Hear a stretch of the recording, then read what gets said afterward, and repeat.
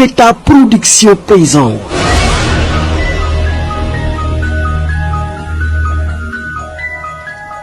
Laurent Ndiago, le fils de Diamaguène. Cikiri ak Laurent Ndiago Cikiri daw nañ jënd saaku yi.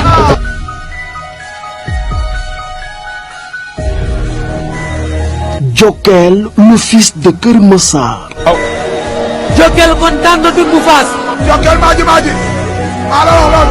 Oh. 14 mai 2026 à l'arène nationale. Drapeau Mario Mbaye.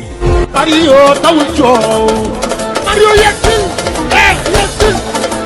Le choc des deux espoirs, privilégié du 14 mai 2026 à l'arène nationale. Un événement de Méta Production.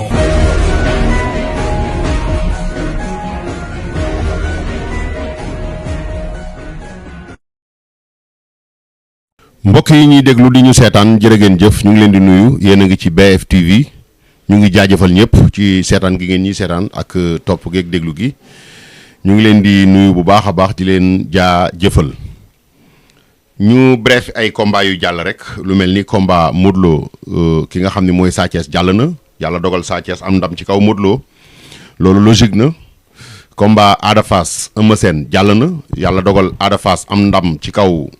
Eumeu Sène loolu jaadu na ndax ku xool différence de âge bi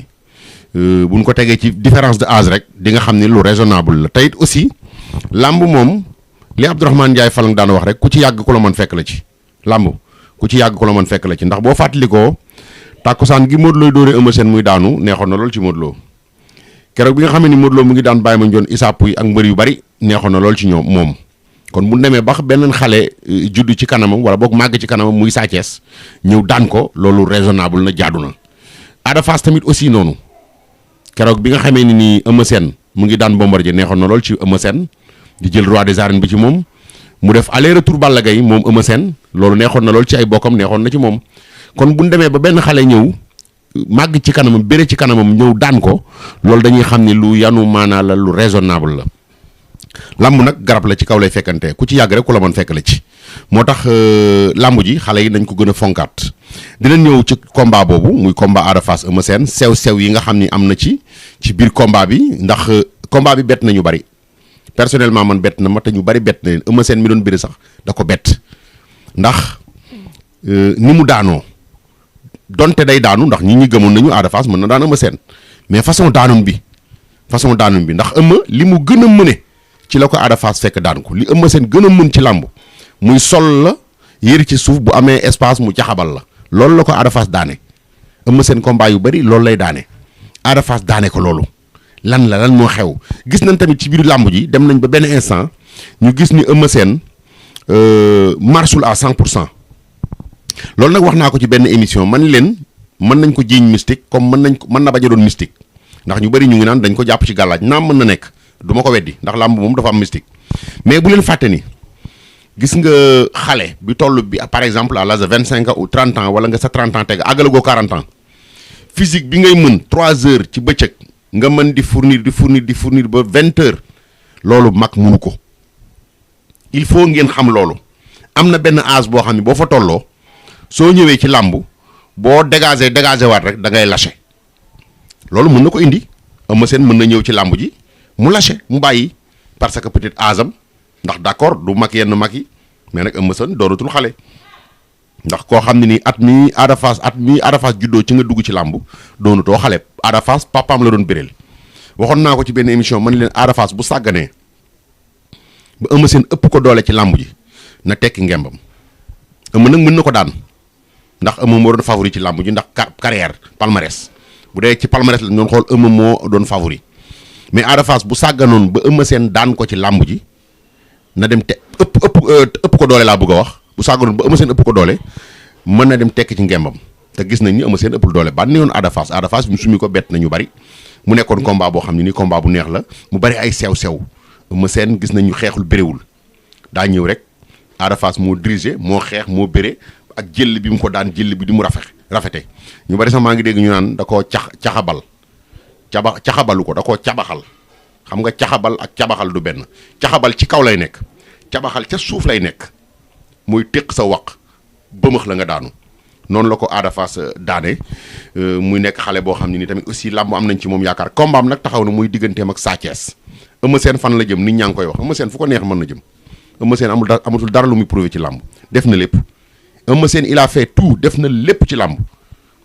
li ko dese ci làmb mooy dajale benn quelque we ci dem yoonam amatul lu muy prouvé di làmb daraja ji gën a rëy ci làmb ñaar la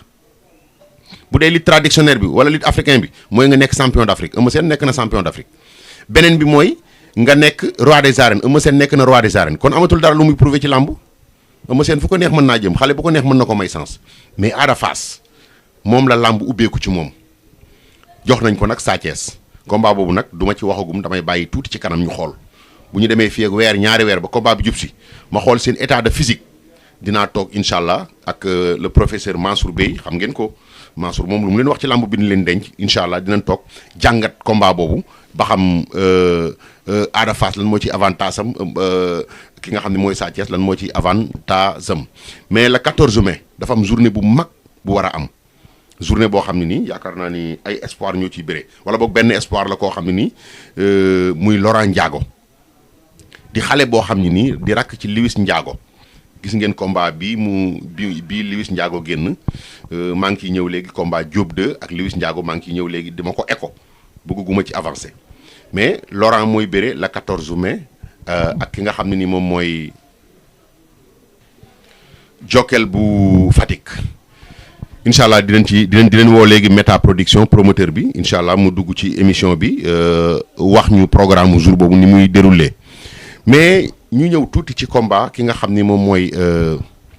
Diop 2 ak Lewis Ndiago wala lu jiitu ñu ci ñëw sax dafa mel ni promoteur bi waxoon naa ko ni ko Méta dinaa la woo nga wax ma sa programme yow tamit ndax xale la boo xam ne ni Méta dafa jar a jàppale muy Méta Production xale bu jar a jàppale la ndax jeune la moom mbëri yi ñoo maase amaana sax mbëri yi ñoo ko mag mais mu ngi jël ay millions di ko dugal ci làmb te bu ko neexoon mën na dem investir ko feneen loolu nag ngëm-ngëm la ak bëgg-bëgg kon dañ ko war a jàppale mu tëgg journée boobu la 14 mai incha allah ci diggante xale bi nga xam ne moom mooy rakki Lewis Ndiago ji di Laurent Ndiago waaw mu ngi sonné moom mu ngi sonné xam nga Méta dafa nekk xale boo xam ne nii dafa jar a jàppale man jeune promoteur yi dama lay bëgg di leen jàppale parce que jeune promoteur yi dañuy jël seen alal di ko investir mënoon nañ ko investir feneen allo salaamaaleykum. maaleykum salaam. Samba. waaw mais Méta Production sama waa ji maa ngi lay nuyu di la ziar. maa ngi lay fay di la màggal bu baax a baax. baa yaa ngi am jàmm. waaw maa ngi am jàmm de. alhamdulilah alhamdulilah. waaw yéen a ngi am jàmm bu baax. waaw ñu ngi am jàmm yaa ngi en direct BF Info TV. BF Info. waaw yaa ngi en direct BF Info nga organiser journée bu mag la 14. la 14 mai. incha allah boo ñu doon ñëwal ci journée boobu loo ñuy wax incha allah. waaw la 14 mai ñoo ngi jëm si journée bu mag. li nga xamante ne mooy Laurent Ndiago ak Jokkel ñooy bëri grand combat bi. ñoo ngi si jëm fu mu toll nii nag ñoo ngi si dernier réglage yi. amaana tey nekk jeune dugg si làmb. di dolli làmb mais wàññiwuñu làmb. wallaay dëgg la. waaw kay di waaj bés bi nga xamante ne muy la 14 mai. diggante Laurent Ndiago ak Jokkel. drapeau boobu ñu tuddee ko Mario Mbaye. waaw ki nga xamante ne tey jii nii Kër Masar la dëkk. dëgg la ñu bokk dëkkuwaay. dëgg la. waaw moom lañ jël drapeau. yow moom lambi Kër Masar yaa ngi koy dundal yow. waaw bu la waa Kër Masar gépp jàppale woon kon vraiment Kër Masar génn na léegi roi des arènes. billaay ndax Kër Masar booy xool grand combat bi Jokkel Kër Masar la dëkk. dëgg la. Lagos Kër Masar la dëkk. Tëtu Ndoye Kër Masar la dëkk. Alliance Tril Kër Masar la dëkk. gis nga ko. te booy xool ñoom ñëpp si journée bi la ñuy bëre Boy Thioul Kër Masar la dëkk. gis nga ko. ki nga xamante ne muy Massita Kër Masar la dëkk. ñagas si lay bëre moom Kër Masar la dëkk vite fait 2 si lay bëre Kër Masar la dëkk. wax dëgg yàlla tooñoo leen de wax dëgg yàlla taxawu nga jeunesse su Kër Masar bi tey vraiment lambu Kër Masar yaa ngi koy dundal lan nga programmé ci jour boobu ci lu mel ni la fay am ci ay xumbeel ak yooyu. waaw tey booy xool tey à chaque fois ñun seen lamb depuis ba ñuy dugg si lamb di ko tuddee takkusaanu lamb xale dañuy innové. ndax ñun ñooy ñëw solal ay xale yu jigéen ñu jekk. solal leen si ni logo ñu sol ko ñëw dalal gan yi. effectivement ndax loolu ñun ñoo ko indi si lamb. dëgg la te incha allah ñun ay cubalo lañ. ay lébu lañ. macha allah te incha allah bu boobaa dinañ dekkal culture. ndax lamb ji journée bu mag la.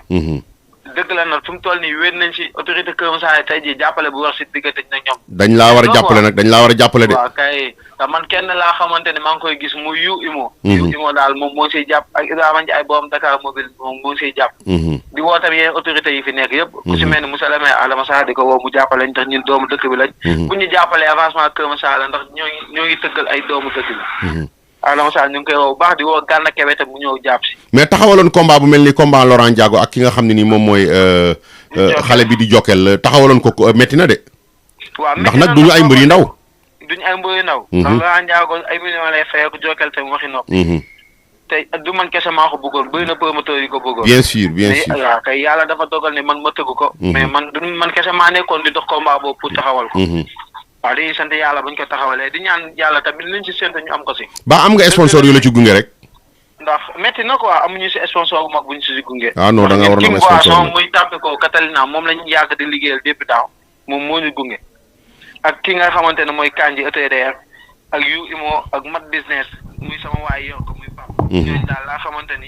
ñu ngi siy ànd ak man mais amaguñ ci benn sponsor bu mag man personnellement dinaa jug def ci ay démarches pour nga am sponsor parce que li tax ma sawar ci mooy jeune promoteur bu mel ni yow nga xam ne mbër yi sax daanaka ñoo la mag nga dem lijjanti sa xaalis investiraat ko ci làmb ba pare jël ay jeunes Kër Massar nga xam ne boo leen bàyyi woon mën nañoo dem defi leneen nga jël say millions fay leen ko ni leen dugg leen ngeen daal seen doole loolu wax dëgg yàlla jeune bu dëkk ci gox di ko def autorité yi war nañ la jàppale mais sponsor yi nga xam ne ñoom ñoo basé wu sa gox war nañ la jàppale waaw sponsor yoo xam nga rek da ngay déposé toog di xaar am na sponsor yoo xam ne déposé woon nañ fa toog di xaar échange fu mu toll nii nag dem nañ ba toll fii dañuy jàpp ni tey bu waree sotti dina sotti boo sotti tamit ñun ñoo ko sombi ba yegg si fii incha allah dañ koy continuer di ñaan yàlla liñ si yaakaar mu bañ a tas te lamb bu mag bu toll nii moom Laurent Ndiago ak Jokkel nga yëkkati xaalis booy fay leen tey sponsor rek moo si mën a doole ndax promoteur yi yu mag yi ngay gis ni yëpp daanaka du seen xaalis dañuy tëggee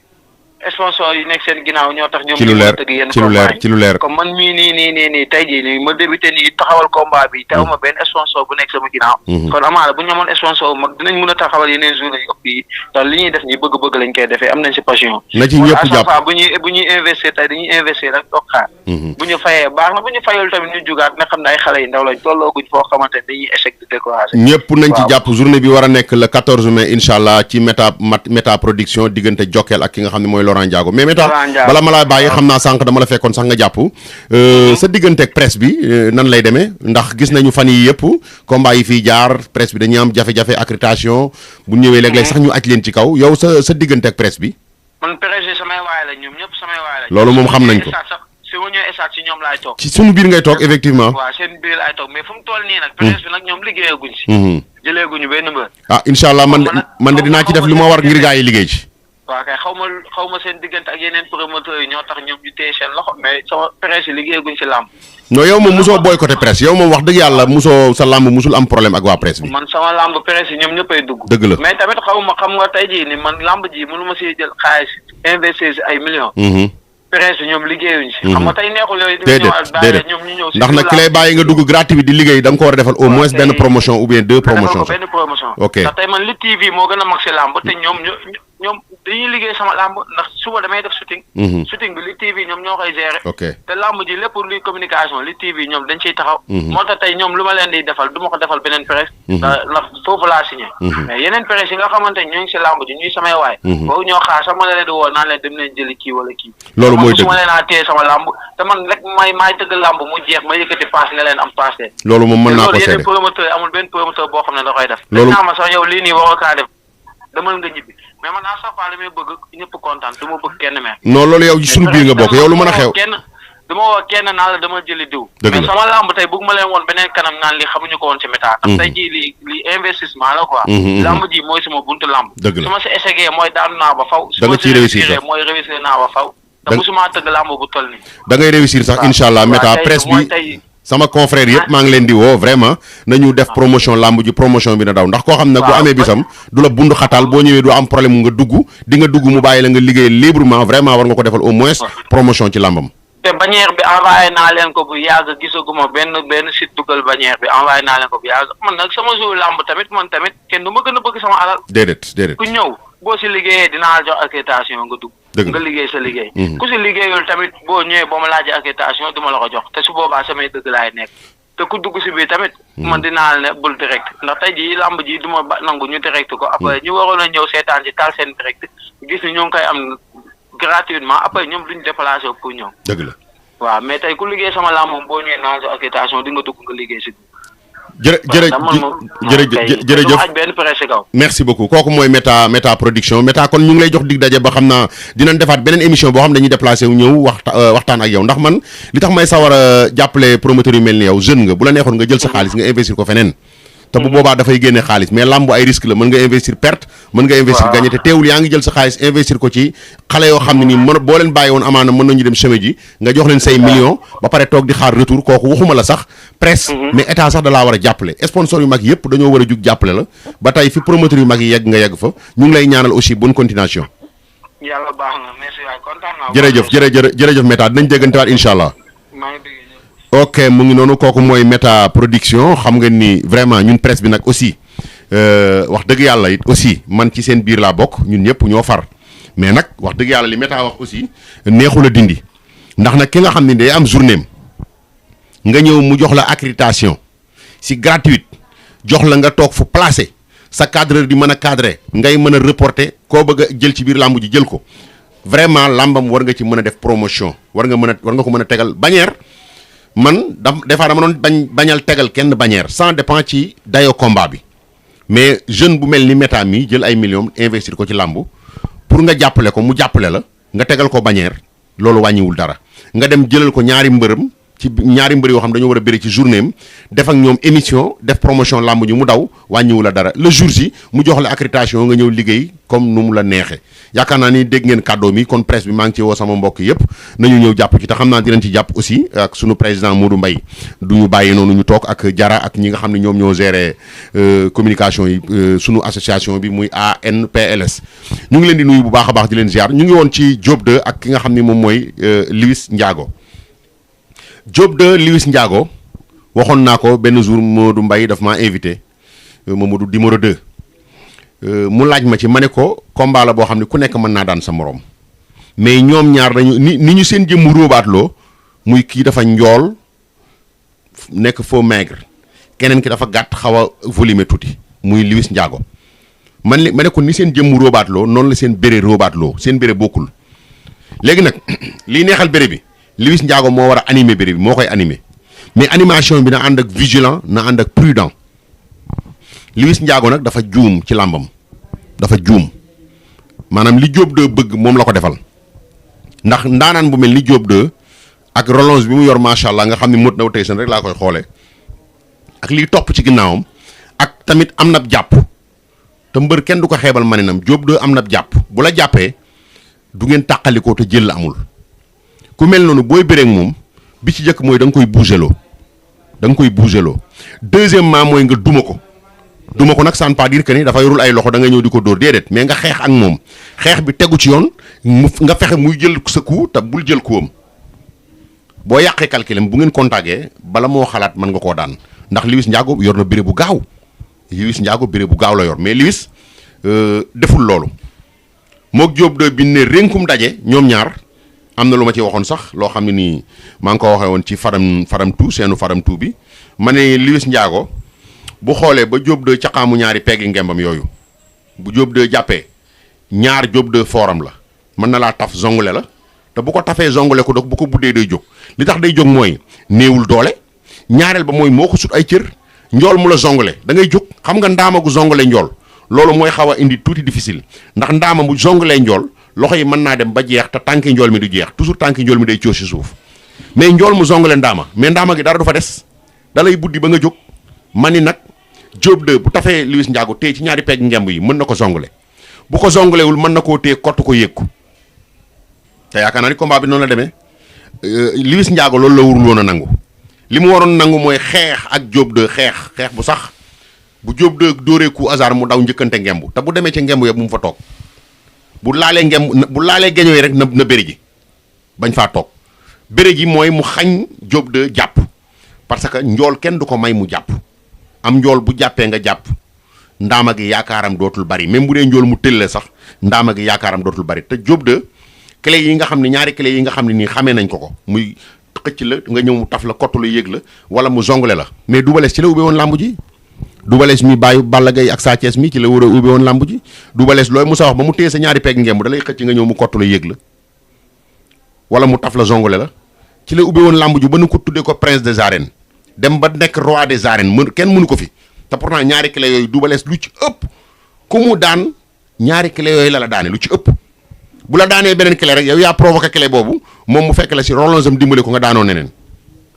te ci la ubbi woon làmb ji Diop 2 am na clé am na ñaari clé yu wóor yoo xam ne mën na ci ub làmb njool mu mel noonu booy béré moom da nga ci bàyyi xel mais ñu ngi koy wax aussi di courage moom Liss Ndiago xale la làmbam demagul fenn te làmb moom nga daanu ci début bi daf lay jàngal làmb te gis nañ tegale ne ñaari défaite yoo xam ne nii benn bu ci nekk vraiment kenn sikk ko ci daanu bi mais daanu yin wi ndax mbër mën nga daanu jóg ñu tàccu la garaawul mbër mën nga daanu jóg ñu tàccu la mais am na noo xam boo ni daanoo dafay jaaxal observateurs yi dafay jaaxal chroniqueurs yi dafay jaaxal nit ñi lan moo tax nga daanoo nii Liss Ndiago bi ko Ada Fass siifee avant muy xalaat Ada Fass këpp ko dem yoonam mais loolu waroon na ci am njàngat bu mu ci def bi mu ñëwaatee aussi ci combat bi épreuve de force mu jàppal ma jàpp loolu waru ko woon a nangu ci digganteem ak Diop 2 mais lamb la ku juumul doo daanu Diop 2 aussi tamit ñu ngi koy félicité di wax xale bu am mbooloo la macha allah xale bu am mbooloo la fi mu goxam gëm nañ ko bëgg nañ ko te gis nañ bu jógee ñëpp jóg moom li ñu koy wax mooy na gën a xam boppam rek ndax mbër mu ndaw mook jànq bu toll ci jaayu ñooyam mbër mu ndaw mook jànq bu toll ci ñu jaayu ñooyam bu ñu xefee rek seen carrière mën naa rës ndax ñëpp leen di bëgg waaye boo gëmee sa bopp comme li ma waxoon Ada Fass gëm sa bopp takk sa ndigg xam li nga dëgmal lu mu doon mën ngaa yegg fa gaa yi yegg ndax bu dee taay bi Diop 2 macha allah am na taayu mbër béré bi aussi gis nañ ni mu ngi def ay clé yu am solo ci béré doole ji macha allah mu ngi yokk mbooloo mi am na ko confiance bi mu ngi gën a yokk kon dara desul lu dul mu lëlu xam li mu boot mooy lan te jéem a teg làmb ji ci yoon combat bi nag làmb yi ubbeeku na nag làmb ji ubbeeku na Liss Ndiago am nay adversaire na leen jëli Diop 2 am nay adversaire du ma tudd kenn na leen jëli Eumeu Sène wax naa leen Eumeu Sène amul sens interdit fu ko neex mën naa jaar bu ko neexee mën naa ñëwaat ci xale yi may leen sens bu ko neexee mën naa dellu ci moroomam bi rek ñoom ndax li mu dese bëriwul Ada Fass combat am ak Sa Thiès taxaw na duñ ci wax dara dañuy bàyyi ba combat bi des ñaari weer wala fii ak ñaari weer ñu toogaat na xool ñoom seen shooting xool seen entraînement xool jàngataat bu baax a baax Ada Fass ay forum ay faible am Sa Thiès ay forum ak ay faible am mais combat bu loo ci mën a dégg ku ci nekk mën naa daan sa morom gis naa nag bi combat bi taxawee ñu bëri commencé wax naan Ada Fass fan lay jaar Sa Thiès dañoo xamul rek ñu bëri dañu doon wax naan Ada Fass fan lay jaar Eumeu Sène gis nga daan na Eumeu Sène jël boo xam ne bu extraordinaire la lamb ku la ni maa la gën a xam lamb nee ko ba dimanche lamb kenn xamu ko te reenub ñàmbi la ñaare mbër sax la koy daaneel moo koy def mbër basan gi ngay daanu yaa koy lalal sa bopp kon diw mënta daan diw loolu moom ñi xamul lamb rek ñoo koy wax ñu ngi leen di vraiment jox dig daje ba beneen yoon incha allah di leen fàttali nag journée méta production bi la 14 mai diggante Laurent Ndiago ak Jokkel incha allah loolu mooy en résumé lamb ji bu ko defee rek fan yi Mansour Bey dafa bougé woon mais dina commencé waat liggéey si BFTV incha allah ca kaw ca kanam ñu ngi leen di sant di leen gërëm mais di leen wax aussi gën leen a wéy di abonné ndax mooy sunu doole ñun jërë ngeen jëf mbokk yi merci beaucoup